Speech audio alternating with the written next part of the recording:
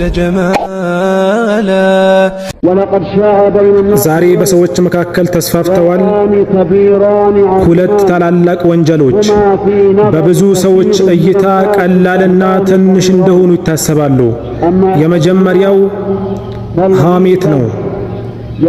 አንድ ሰው ስለ ሙስሊም ወንድሙን ያወሳል ሊወሳበት የማይወደውን ነገር፣ ስለ ባህሪው፣ ስለ አፈጣጠሩ፣ ስለ ተግባሩ ወይንም ስለ ግንኙነቱ። አንዳንድ ሰዎች በስብሰባ ውስጥ ዋና ስራቸው የሰዎችን ጉድለት ማሰራጨት ነው።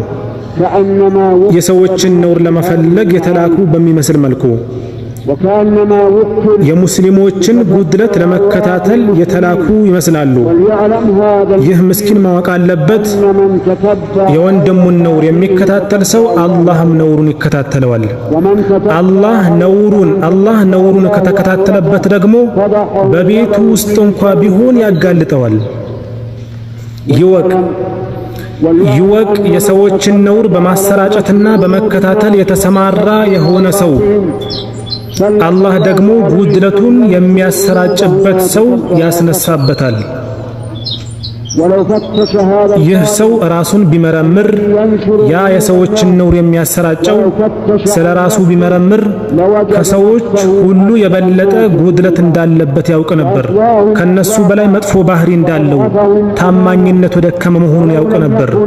ነውሩ ባይሆን ራሱ በአላህ ባሮች ላይ ምላሱን መልቀቁ ብቻውን እንኳ ይህ በቂው ነው።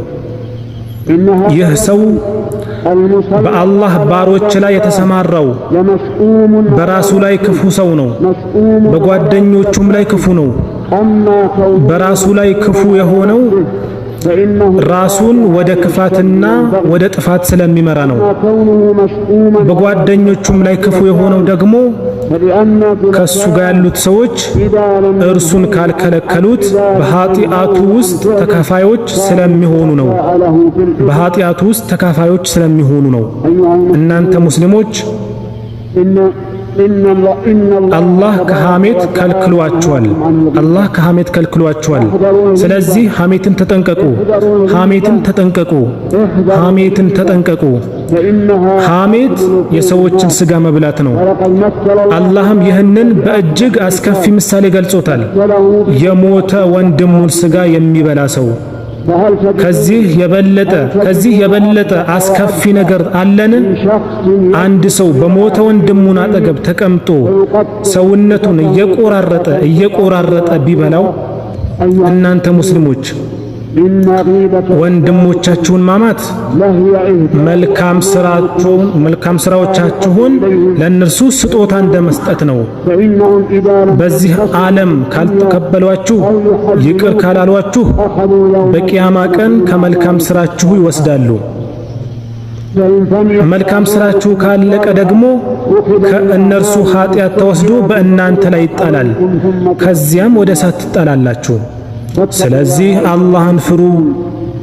በሌሎች ጉድለት ፋንታ በራሳችሁ ጉድለት ተሰማሩ።